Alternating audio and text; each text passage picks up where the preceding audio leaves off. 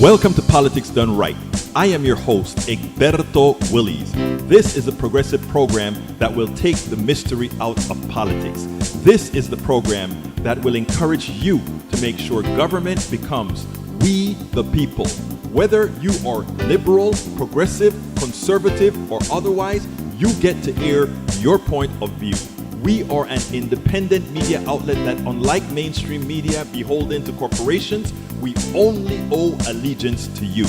Remember, you can also send me a tweet at EGBERTOWILLIES. That is at Egberto Willies.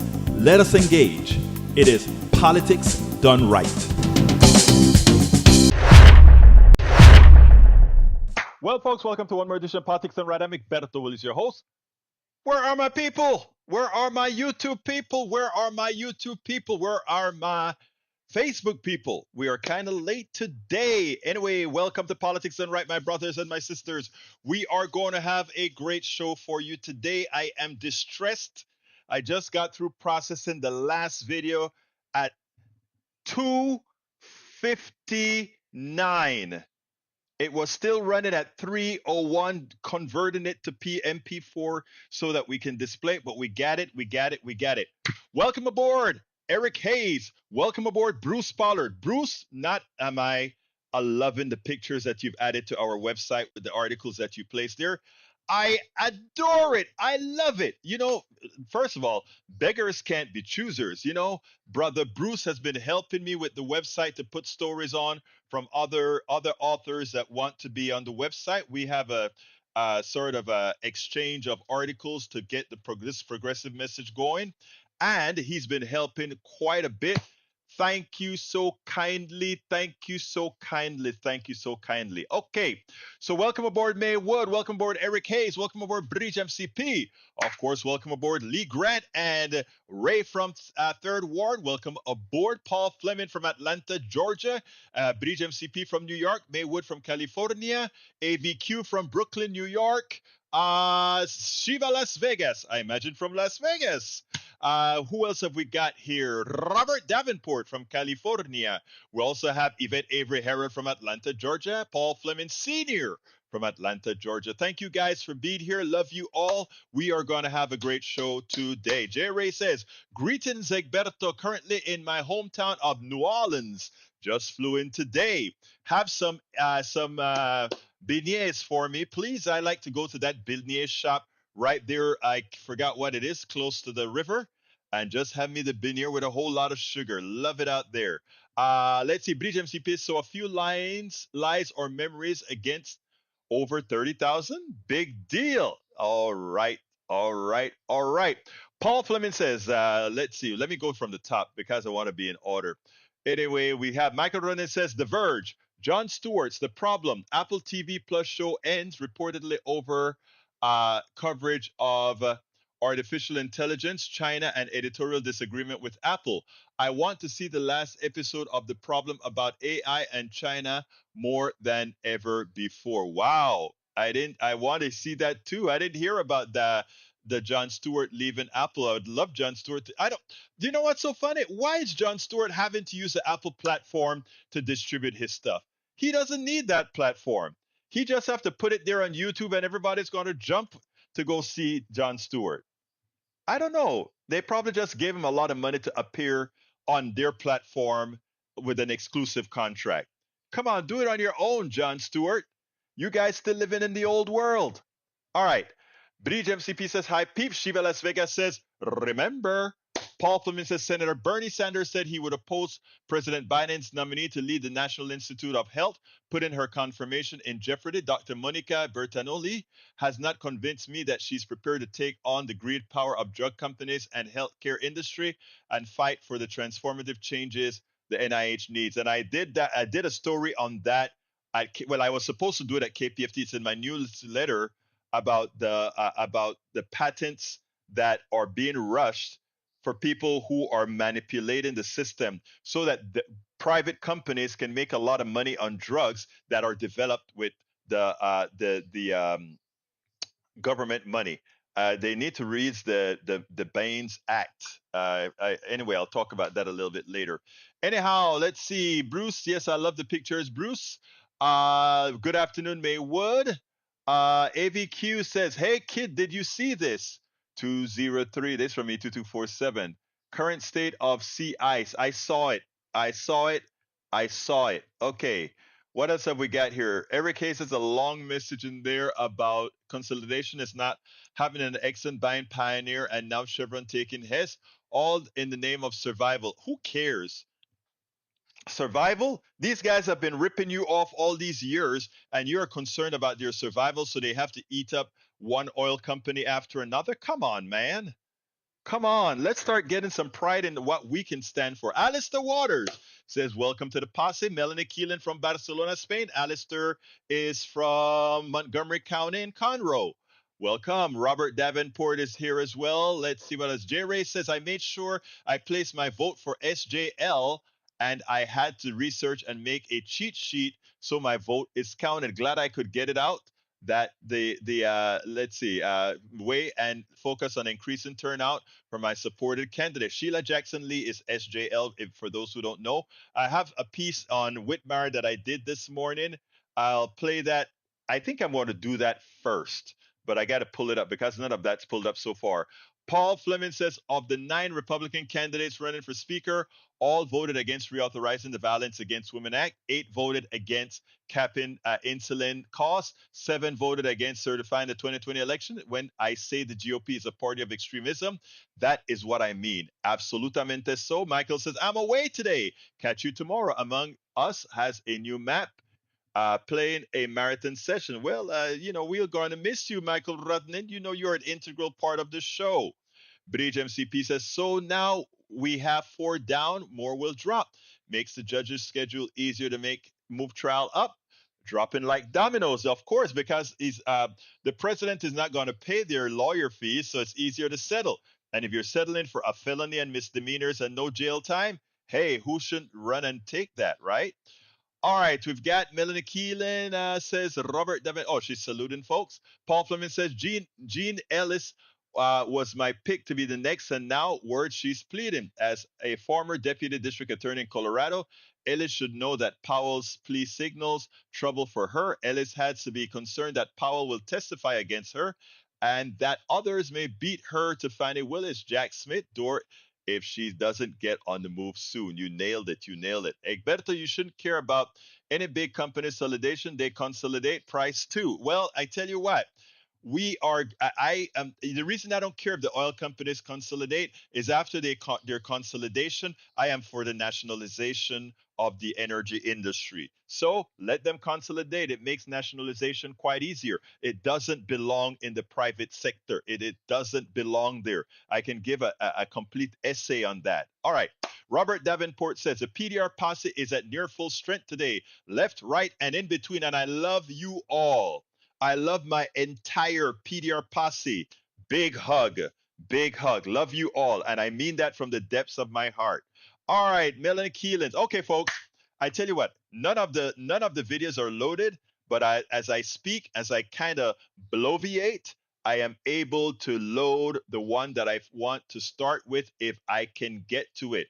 Earlier this morning, one of the precinct chairs in Harris County called me up and he said, "Hey, guess who is going to be on? Who's going to be on Houston Matters? It's one of our public radio stations talk show, not the community station that I am at, but the public station." And he said, "Check it out. It's going to be John Whitmire." John Whitmire is a Democrat, a state senator Democrat who's running for the mayor of Houston. Now, I think John Whitmire is too conservative, and this applies to many other major cities. A lot of times, conservatives know they can't win in these cities, and you have people that are fairly conservative running those cities. In Texas, here, we have a DA that was a Republican. She changed to a Democrat, won the election, but then tries to prosecute Democrats, right? That is what she does here. So we have a group of over 60 precinct chairs in the Harris County area that decided it's time to admonish this woman for what she has done to Lina Hidalgo and others. There is a black guy that the Republican district attorney tried to put behind bars again for voting. And after that case fell apart, she took it to the grand jury. A Democratic black guy attempting to vote. But anyway, what I want to start with today, and we're going to get into Gaza and Israel at the end of the show.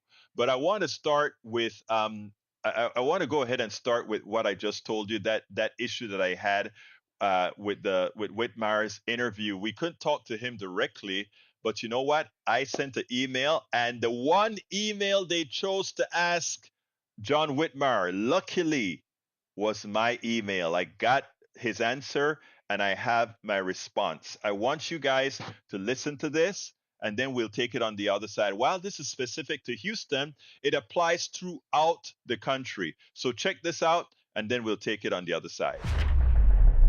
This morning, Houston, Texas mayoral candidate John Whitmire appeared on PBS show. I think it's called Houston Matters. And I sent in a question. Here's a question. I said, why would Houstonians vote for a decidedly conservative with a Democratic label that instead of solving problems from the core is using Republican talking points on crime and more? Shouldn't we be fearful that your support is from major Republican donors, Fertitta and Mattress Max and others, who also supported election deniers and funded their cases? You said that you have the repartee with Republicans, yet you allowed them to leave billions on the table irresponsibly and allowing the deaths of uninsured Texans instead of accepting the Medicaid expansion to the Affordable Care Act. Why are you not thinking outside of the box? So that's a question I asked. They only asked him half the question. I want you to listen to it, and then we'll take it on the other side. Finally, Egberto writes, why would Houstonians vote for a decidedly conservative with a Democratic label that instead of solving problems from the core is using Republican talking points on crime and more? Shouldn't we be fearful that your support is from major Republican donors who also supported election deniers and funded their causes? Well, I have a voting record. I have voted against most of the things he's concerned about. So I have a record. I'm not going to defend. I've got a record on a voting record on everything you want to bring up. The financial support is the same financial support the current mayor received, and some of my opponents have had receptions at their homes and hotels. Some of the business have looked to see who is a can-do public servant, and that's the reason they're behind me. I've got AFL-CIO support, got huge minority community support, so I think the person just needs to look at my record. I have put together a strong coalition to run for mayor. I'm very proud. We're in every community. We have a very young, dynamic team that is really going to make a difference going forward. That's the only reason I'm running, is to make a difference. That's why you support me, because I'm not worried about the political agenda at all. And garbage pickup is not a Democrat or Republican issue. Let's just get it done. Public safety, I've been chair of criminal justice for 30 years because I don't politicize it. I just want to lock up the people that we're afraid of and not those that we're mad at.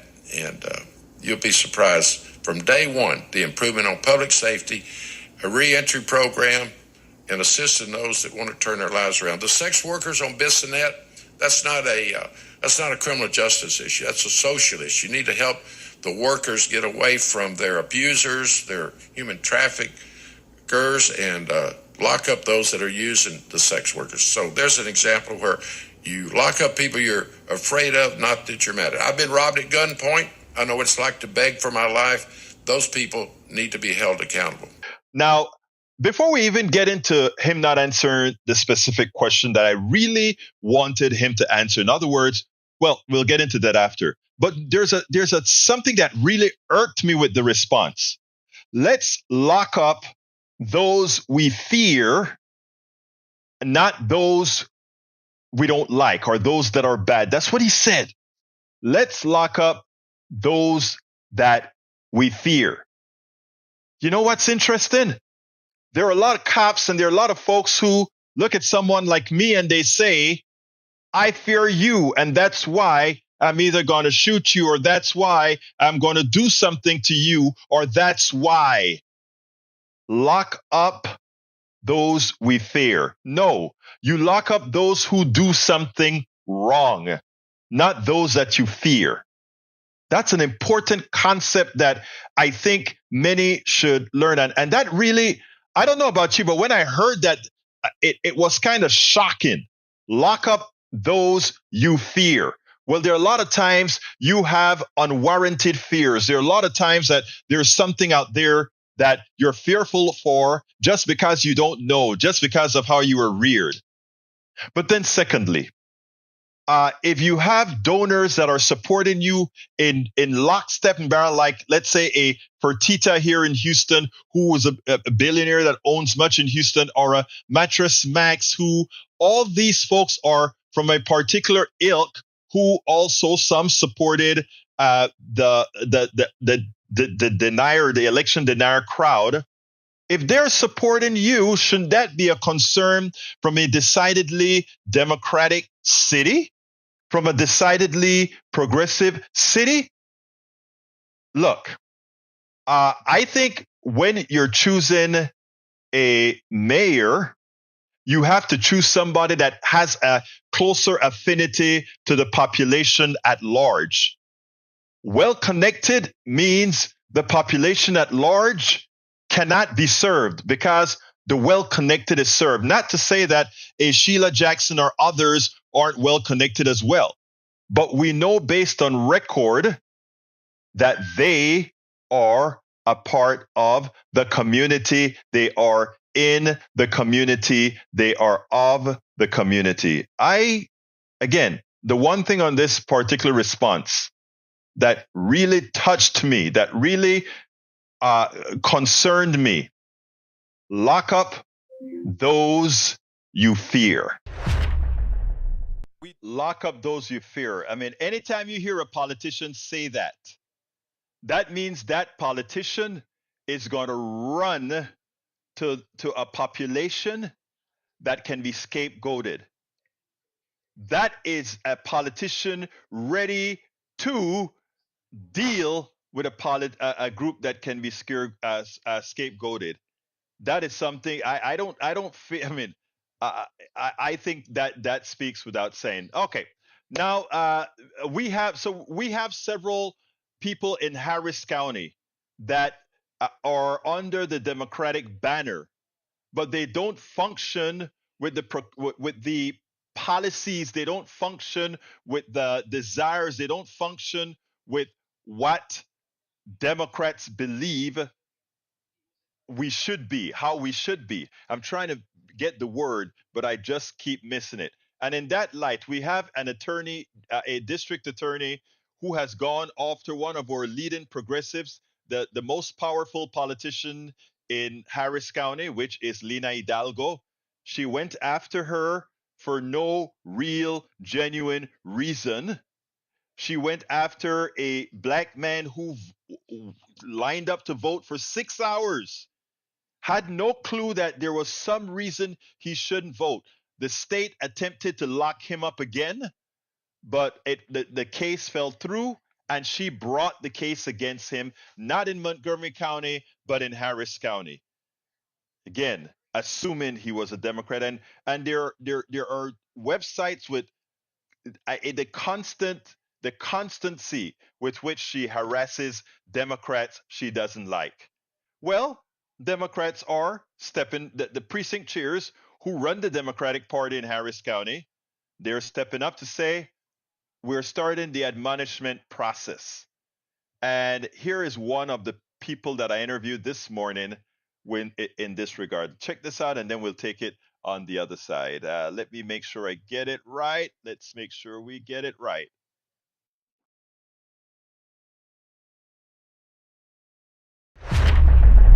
Welcome to another edition of Politics and Right. I'm Egberto Willies, your host. Today we're honored to have Precinct Chair of 991 precinct 991 precinct chair Cameron Campbell is part of a large contingent of precinct chairs in the Democratic Party in Harris County that are set to sanction our district attorney. With us today is Cameron Campbell, known as Coach Cam. Cam, how are you doing this afternoon? Fantastic. I'm out knocking doors trying to get folks out for these municipal races.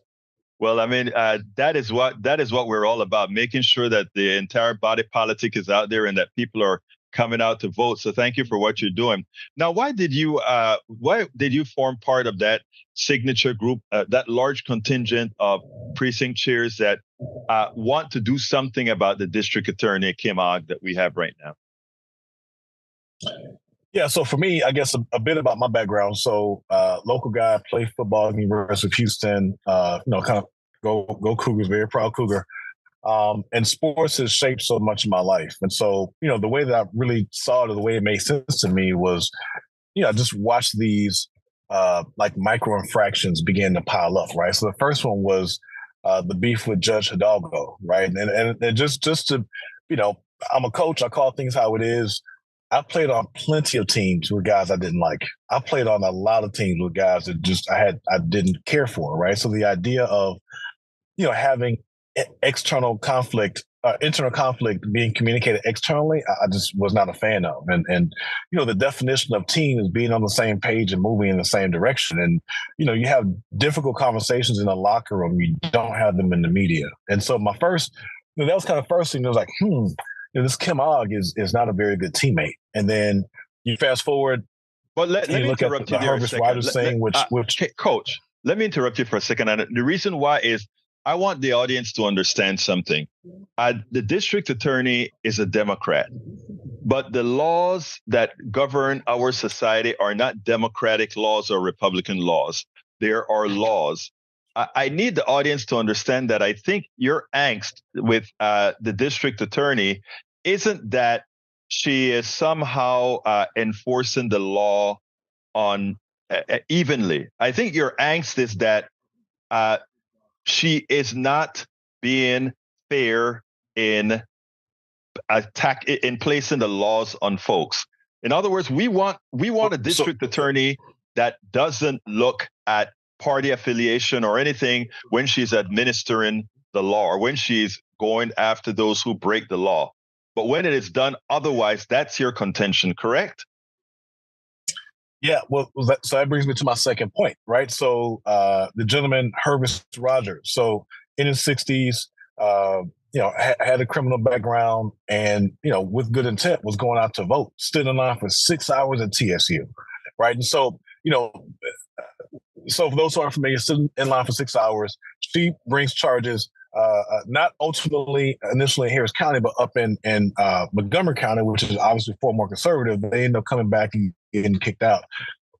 That spoke to me in such a specific way because that's a part of my story. That's a part of our story as people of color, right? So I understand my great uncle Jack, a long time ago in northern Louisiana, walked past lynched black men because that was a fear tactic to get us not to vote, right? So while lynching isn't prevalent in our culture today, the message, so she had this man essentially facing $100,000, I think like 6 years of criminal time, potentially, if he were to be found guilty. That message is a reverberating message of fear to our community to get them not to vote. And we're already historically disenfranchised. So, for me, it was like, you know what? Your red jersey's sticking out, Kim. Your red jersey's sticking out. And for me, the final push, the final straw for me was this manufactured voter fraud claim that was completely manufactured, right? And for me, again, it's personal, right? So yes, I got a coaching background. Yes, I'm the Houston Texans play safe coach. Yes, I'm running for Congress in 2024. I ran for state rep in 132 last cycle. I've also served as an election judge, right? And election judges are just like referees and officials on the playing field. They don't really care who wins or loses. Their pride is in getting it right. So when she brings these trumped up factored false, claims against the election folks. That's an insult to me as a former election judge, because when I served in that role, my job, what I cared about more than who won or who lost that election, was to get it right. So for me, when I began to say that, I was like, you know what? I see a pattern here. This isn't about her being a good DA. This isn't about, fulfilling her expectations as a Democrat. This is her trying to make her daddy happy. She's trying to go sit in Kim Paxton's lap and go make him happy. She's trying to go sit in her other daddy's lap, Greg Abbott, and go make him happy. She's bringing all this bullcorn down from Austin and from D.C. and all these other places, trying to distract and trying to divide us as a city, as a county. And if anybody's from H-Town, you understand that we stand together, we stand united, whether it's music, whether it's food, whether it's culture, whether it's travesty. When Hurricane Harvey happened, nobody was asking, are you red or blue? What do you need? Here's ice, here's shelter, here's a generator, here's money for a hotel room for a night. Houston, by definition, is a united community. So for me, it was like, you know what? Your jersey was shown for a little while. And this is what I'll say to you. It's clear you're not a Democrat. You switched teams again. Let me say again, right? Because she was a Republican. You switched teams again. You just lack the courage to switch jerseys. So this is what I would say. What does that playbook look like? What does it consist of? It consists of, one, cowardice. Greg Abbott not handling the responsibilities here in Texas and punching away migrants instead of showing them Texas hospitality and handling things in a respectable way. It looks like extremism. Fighting our school boards. For those who aren't aware, go vote now. Like I said, I'm out knocking doors as we speak. Go vote now, especially in those important school board races like South Bay ISD. We need to make sure we support Dr. Cleveland Lane and others who are running. But ultimately, that Republican playbook is filled with chaos. She's trying to bring that same GOP chaos that we're seeing in D.C. Tomorrow marks 3 weeks of us not having a speaker. 3 weeks of us not having a speaker in D.C. She's trying to bring that same chaos that's going on in Austin, right? This imaginary impeachment trial of Kim Paxton we had just a few weeks ago, a month or two ago, right? But let me make it very clear. Now, I'm going to say this on full throat. We are not going to let her bring that same chaos to Houston. And as a Democratic, a Democratic member of the Democratic Party, but also as a precinct chair, yeah, we need our jersey back, Kim. Now you can give it away with dignity. Say like, "Hey, I'm a Republican, and here's your blue jersey back." You can give our jersey back with dignity, or we'll come and take it next November. Look, thank you for that. Again, I want for those that are listening to understand this. The district attorney enforces the law, not in a Democratic manner, not in a Republican manner, but for all people.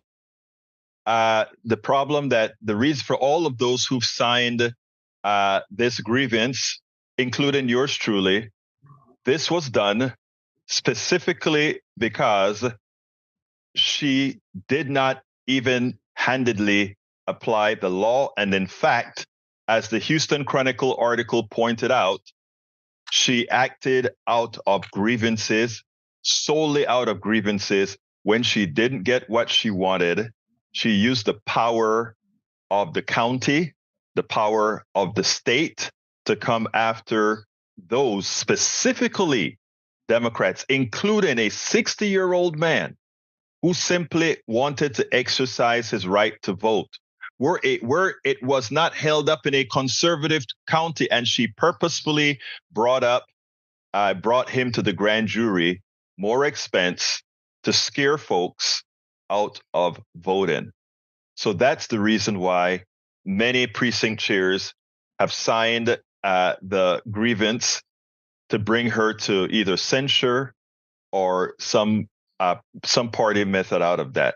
Anything you want to say to close, Coach Cam? Oh, I mean, I think I've said everything I have to say concerning her. The last thing I would say to the listeners is take action. Take action. Go vote, exercise your vote, and engage.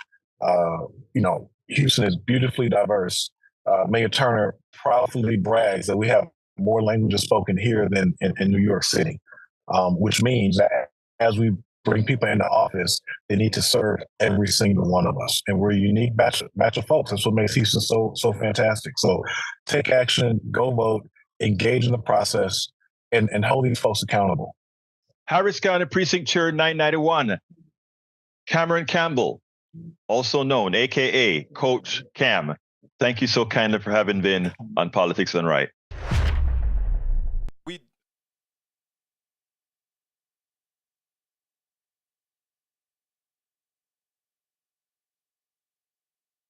We have two particular candidates in Houston that should concern Democrats because of their, how should I put it? Their Democratic affinity may not be all that Democratic, in my humble opinion, and in the humble opinion of many. Their Democratic bona fides just may not be there. Okay, so we're done with these two local issues, I believe. Yes, we are. Now, let me tell you where I am at with the Israeli Hamas Palestinian issue. And I cleared this with some of my friends because I am sick. I am sick that the leadership in America, I am sick that our leaders, from President Biden, Vice President, can you believe I just, the Vice President name just slipped my mind. Harris, Vice President Harris, and all down the chain, Blinken, Secretary of State. I am flummoxed that these guys can't call out what's happening in Gaza as being a crime, as being an international crime, as being genocide, what's occurring right now in Gaza. That you have water not flowing to hospital, that you have fuel not going to power the generators in these hospitals where they're operating without anesthesia to fix the people. The bombs are blowing up as Israel indiscriminately bombs Gaza. This is evil. Netanyahu at this point in time has proven that he has no morals any different than Hamas. You could replace the evil being occurring in Gaza right now. Is no different than the evil effected by Hamas on those innocent Israelis. I repeat,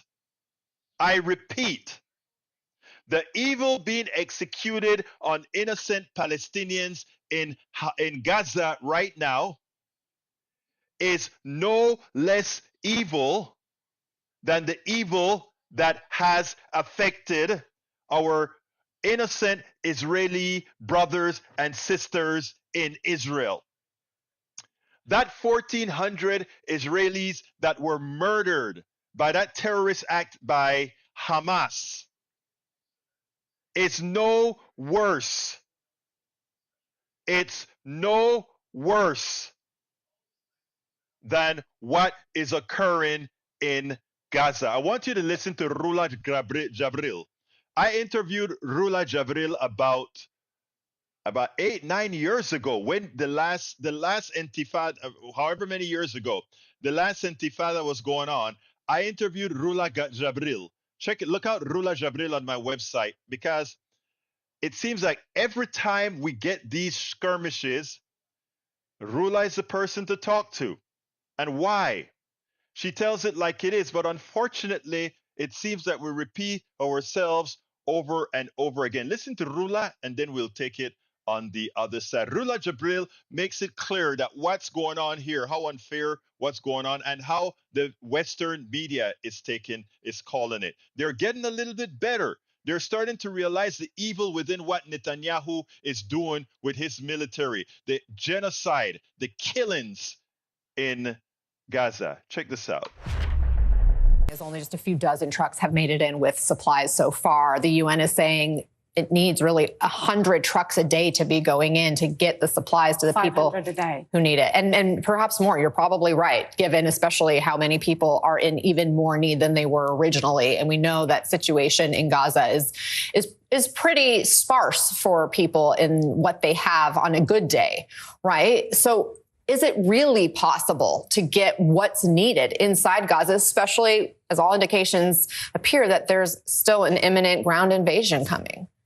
I mean, this depends on Israel. It doesn't, I mean, Israel, according to international law, is the occupying power. So it's depending on them to decide if these people starve, die by starvation and by thirst. This is international law. This is not my opinion. These are the facts. Gaza needs now 7,000 trucks because for the last 16 days, they've been under crippling siege. There's no water, no electricity, no food. Before the invasion and before this war, Gaza was considered by a human rights organization that 50% were below poverty line. They didn't have access to proper food. Before this war, 90% didn't have clean water. Now, we know that children, and according to Human Rights Organization, children are drinking water that is unfit for human consumption. I mean, but also the indifference. King Abdullah yesterday and Arab leaders are telling the world, look, not only we're dehumanized, we're watching war crimes being committed, and the international community are basically shrugging their shoulders and saying, never mind. And this actually is being used today by China and Russia to say, you see, international law is obsolete, doesn't matter, it's optional. And this is very dangerous for America's standing in the world, not even for Israelis, for America's own standing in the world.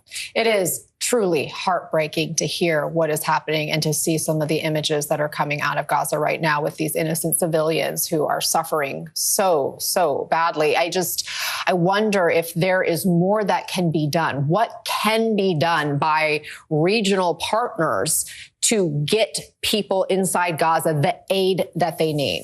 The regional partners have no power. The only power that is capable or willing or unwilling to do it is the United States and Israel. It's but Egypt and Jordan are both saying they don't want refugees, and you have that that's not Egypt accurate. border crossing. Again, they have millions of Palestinians that live already there. Israel is what Israel is doing is trying to tell them, basically, you need to bail us out. But according to international law, not even to Egypt or Jordan, it's incumbent on the occupying power to save civilians and not to create a refugee crisis and expel them in perpetuity forever. If we look at Israel policies, according to what they're saying in words and deeds, they don't want them there forever. They want to expel them, millions of Palestinians. I mean, this is according not even to me, to international law and to the international community, to the Arab leagues and others. This is ethnic cleansing. I mean, and the fact that President Biden didn't even manage to get 20 trucks into Gaza, it tells you that there's no pressure whatsoever in Israel to do anything. These people are going to die in masses. Gaza is becoming a graveyard. So those 20 trucks did get in. And I wonder if I could ask, what happens after Israel goes in? They say they want to wipe out Hamas.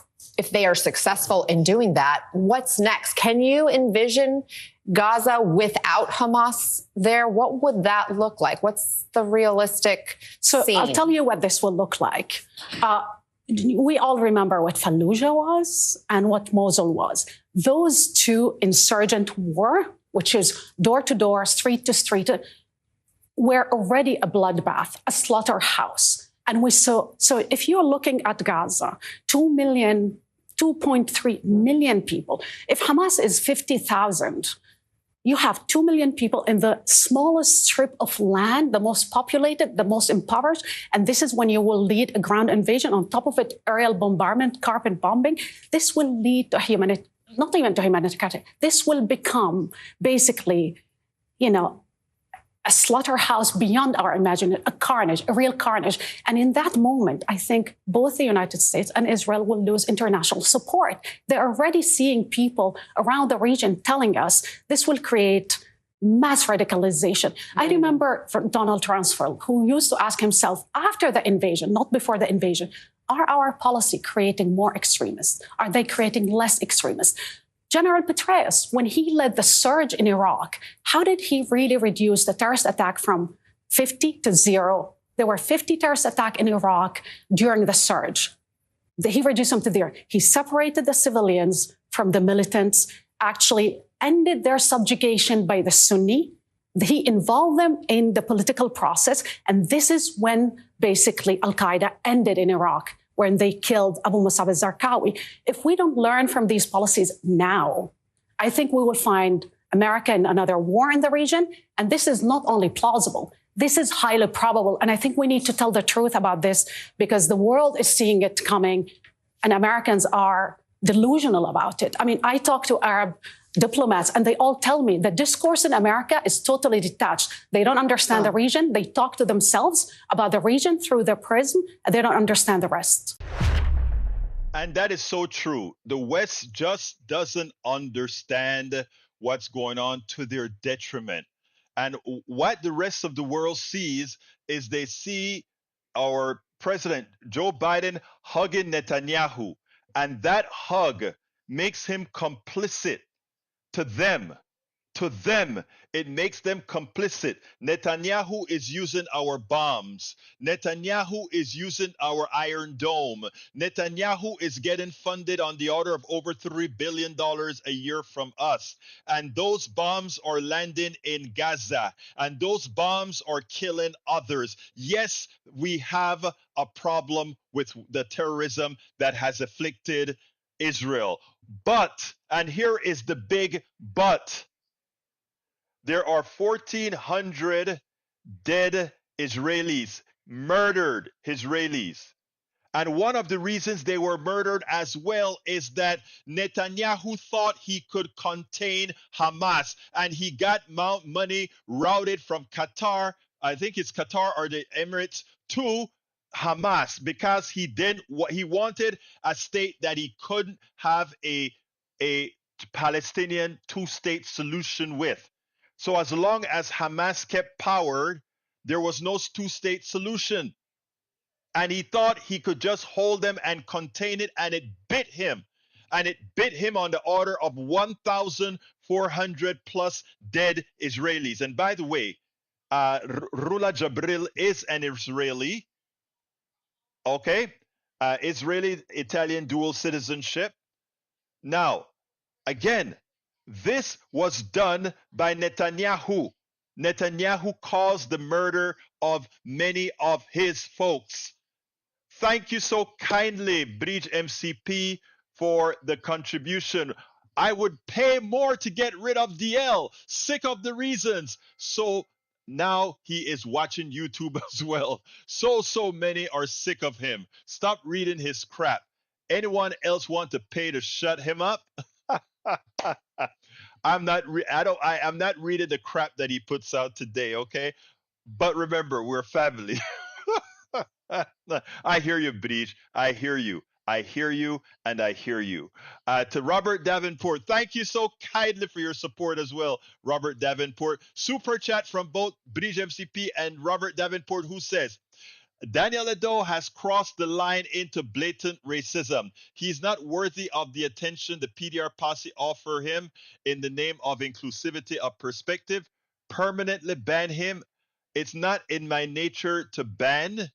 But it is also in my nature to make sure we are in a safe environment. Remember, my brothers and my sisters, words. Let me just say this. Bridge, Robert, and others here, okay?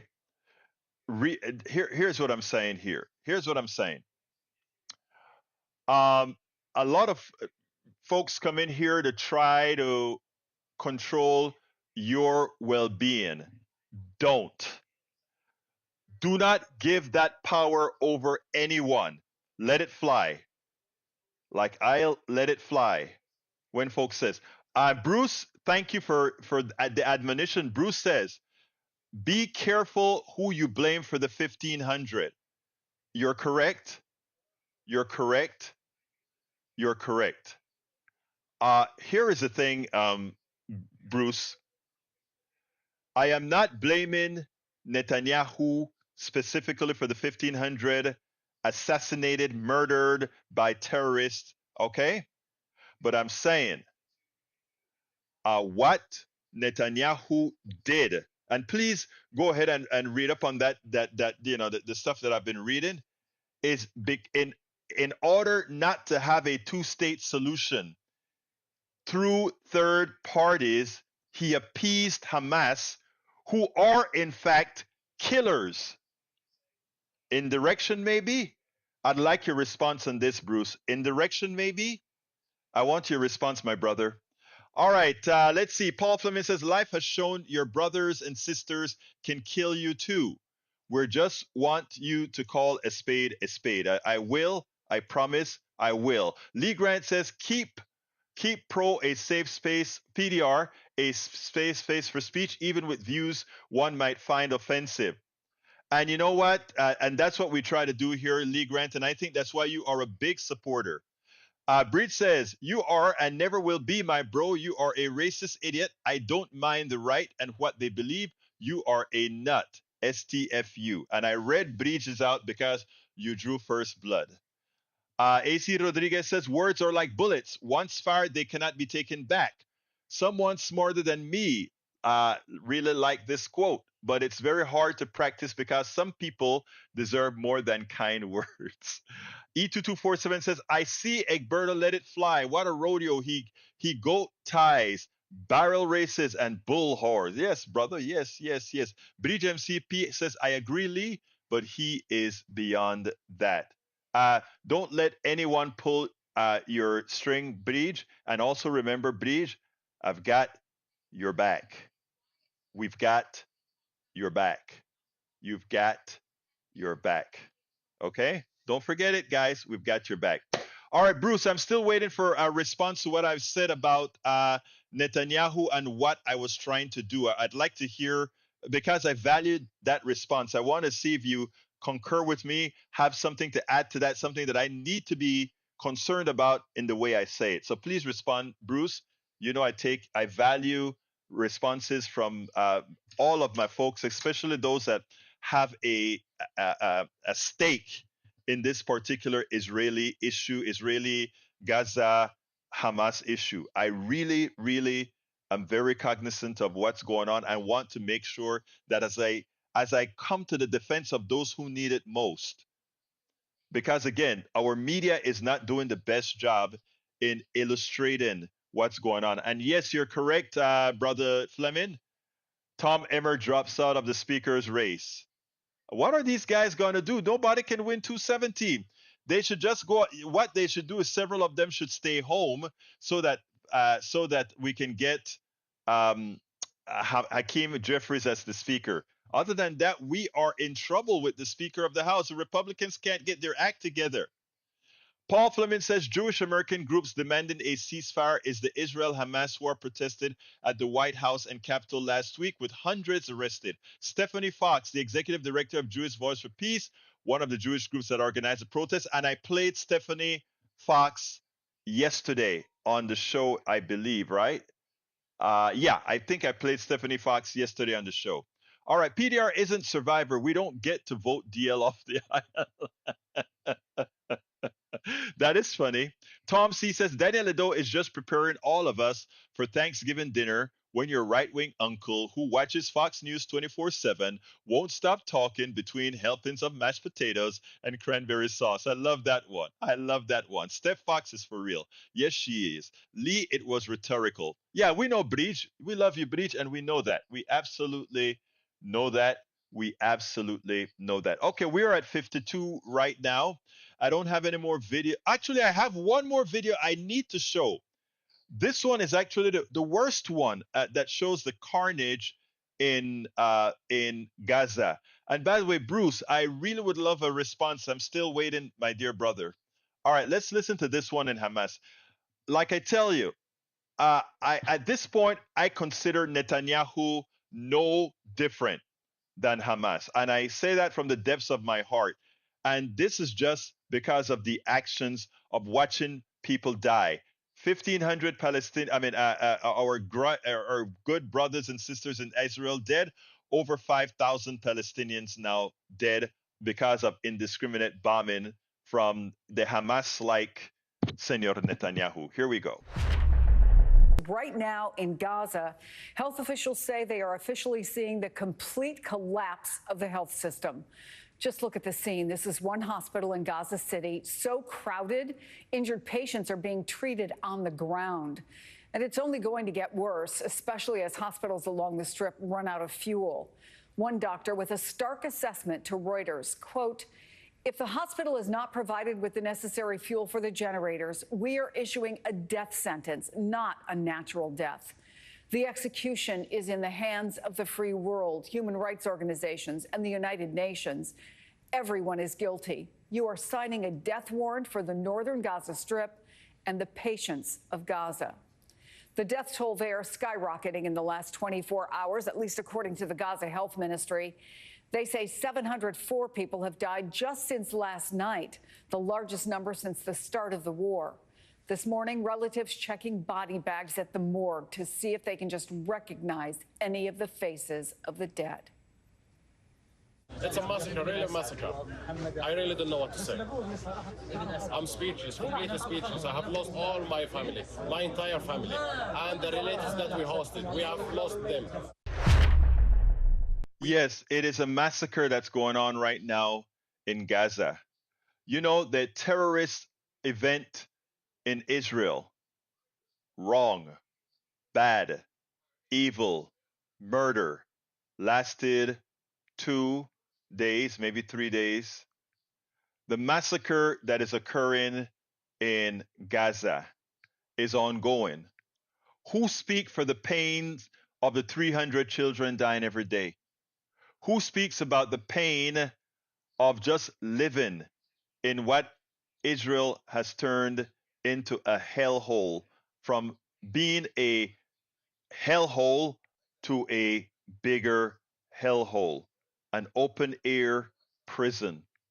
Please, folks, call your Congress people, call your president, and let's tell our Congress people and our president, we cannot be party to a massacre. We cannot be a party to the killing of children. We cannot be a party to the assassination of human beings with indiscriminate bombing. We cannot be. We should not be. We should not encourage that behavior. Please, folks, start calling your Congress people, start calling your president, start calling everyone and let them know we will not be party to it. Read my and Robert comments above. Let me go ahead. I guess you have new ones. Let's see. Robert Davenport says, free speech is the right to not fear government repercussions, not the right to spew vile racism without others trying to cap the sewage you emit towards people of color. I concur, I agree 100% with my brother Robert P. Davenport. And Bridge MCP says, yes, Robert Davenport, I know of several people who don't come anymore or seldom come because of him. Heck, I can watch the videos without the chat at this point. Folks, you can actually disable the offender on your Facebook and on your YouTube. Please do. Please do. But the other thing that I'd like to say is the following. And I ask you respectfully, and I ask you kindly. And this is where I would like to build us up. And Bridge, you said that you know people personally, not on YouTube. I thought you could block on YouTube. I didn't know that. Let's see if we can figure something out. Here's the thing, Bridge, and I'm saying this in front of Ledo and everybody else. And I ask you to listen to me, and I'm saying this respectfully. I want all of us here as a part of the the Politics Done Right posse to do an important thing. Disempower those who are spineless and try to empower themselves with scare tactics to pull your string. Please. You make these people win by allowing them to change your behavior. Let me take this call. Welcome to Politics Done. Oops, let me see if I can get that on. Welcome to Politics Done Right. Who do I have the honor of speaking with right now? Who am I speaking with? Okay, they hung up. All right. So here is the deal, Bridge and everybody else that's listening to me. And I'm asking you, don't shut me out here. I ask you to listen to me in the framework in which I'm speaking. We are strong. We have to be strong with the forces that are coming against real democracy, with the forces that are coming against us progressives, with the forces that are coming against even some on the right. We have to be strong. And what we have to do is not let the weak get strong with their words. We cannot allow the weak to win by having us change our behavior. Because remember, they are weak, they are spineless, but you know what? They can be annoying. You know, a gnat is annoying, a mosquito is annoying, but unless it puts its venom into your bloodstream, that's all it is, annoying. To solve our problems, to win this battle, we're going to have to tolerate all of that. And I know, I get it. But please stick with me and Bridge.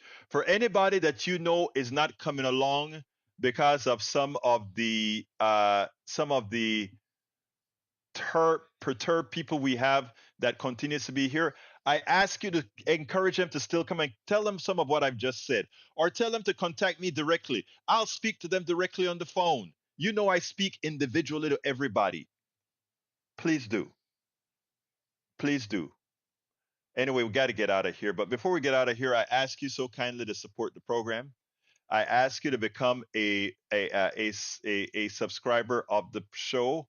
I ask you to go to politicsdoneright.com/support, politicsdoneright.com/support, and become a contributor in whatever form you can. In whatever form you can. Okay? As likewise, we want you to please become a paid supporter of our newsletter. Goes out every day. Go to politicsdoneright.com/newsletter. I understand when you say, Bridge, but we know what you will say. It's not just what I will say. It's how I can support. It's how I can help you use the power you already have, and how I can show that I've got your back. Sometimes just holding, sometimes just talking, sometimes just seeing works. I get it. I really get it. Anyway, I got to get out of here. Folks, please support us at politicsdoneright.com/support. And please subscribe to our newsletter as a paid subscriber at politicsdoneright.com/newsletter. And Bridge and Robert Davenport, I want to thank you guys for your support. I honestly want to thank you all for your support. That's a constant. I couldn't do it without all of you. My name is Egberto Willies. This is Politics Done Right. And you guys know how I end this baby. I am what? Out.